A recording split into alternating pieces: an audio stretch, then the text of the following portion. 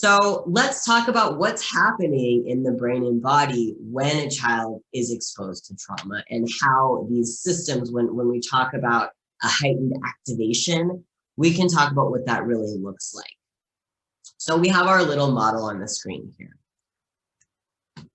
Let's imagine we're in a very frightening situation where we see a bear. Probably, I don't know who's watching this or where you are. For me, living in Southern California, my odds of seeing a bear walking down the street are low. I'd probably have to be hiking. However, if I did see a bear, I would presume myself to be in some sort of serious danger. So what happens when we're exposed to something that's frightening? Very, very quickly, part of our brain called the hypothalamus gets activated. You don't need to memorize these pieces. This is just a matter of kind of describing like the inner workings of what's happening. And this happens in a split second. Your hypothalamus gets activated. It says, oh my gosh, there's a bear. We're in danger. We need to do something. And it says, I know what we're going to do. Let's tell my friend the pituitary gland, which is like another piece in the brain, that we're in trouble. We need to really do something. We need to get out of this situation. We need to survive this situation.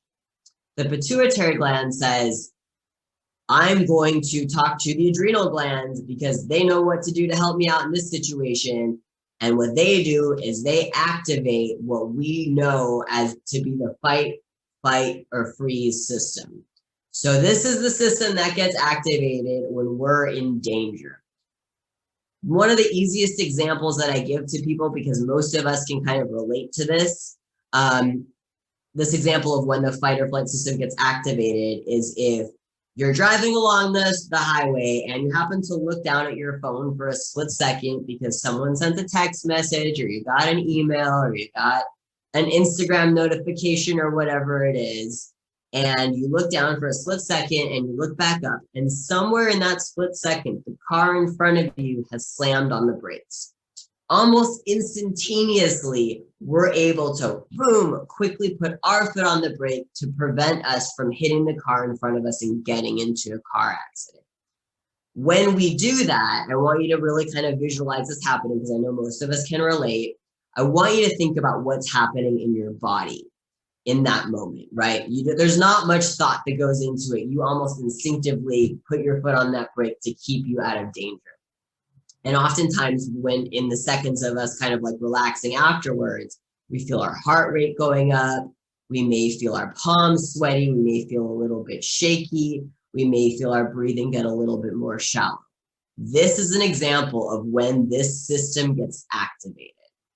So essentially, this system is built to put us into survival mode, right? To keep us alive. In this car situation, our immediate response is to slam on that brake. If I see a bear in the woods, maybe my immediate response would be to run, would maybe try to be to fight it. Probably not. I don't think I'd win in a fight against the bear. Or maybe I'd be like so into my fear that I would just stay still and hope that it passes right by me. When this system gets activated, your brain sends out the stress response. So what the stress response does is it activates all sorts of chemicals, hormones, and systems within the body in order to put you in that state that leads to your heart racing and your palms shaking, your hands shaking, your palms sweating. So a hormone called cortisol and adrenaline get released. These are the hormones that really like amp us up and make us really ready, like really ready to go. They activate the nervous system, and this is where we get the increased heart rate, the heavy breathing, the sweating, the tightening of the muscles, and we're ready to fight, we're ready to flight, or we're ready to freeze. And there's actually a fourth F called faint, which is very similar to what possums do. That we just get so overloaded with this adrenaline that we just like literally pass out, almost like playing dead, like opossums do. So I want you to think back to slamming your brake so you don't hit the car in front of you, and you feel all these things on this list. You feel the heavy breathing, you feel the increased heart rate, you feel the muscles tighten. Usually, especially like if we're someone who maybe we haven't been in a car accident before, we haven't been, in any sort of other kind of like very traumatic situation, it usually takes us a very short amount of time to kind of like regulate our bodies, to get our heart rate back to normal, to get our breathing back to normal, and we can kind of continue the rest of our drive without being too shaken up or too dysregulated. So what I want you to think about now is going back to what we call toxic stress. When this system is activated over and over and over and over and over again, it starts to change how our brain and body are functioning. So these cortisol levels, this hormone that makes us like ready to go, for someone who's not been exposed to this activation over and over again, their levels can drop back to normal.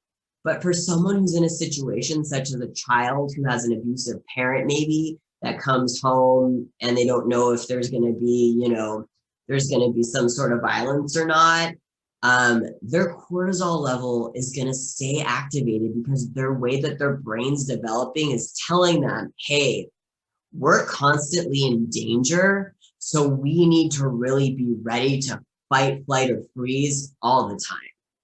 So as you can imagine, staying in this activated state for extended periods of time can take a toll on the body. So this is how it affects the body, and this is how it affects the brain.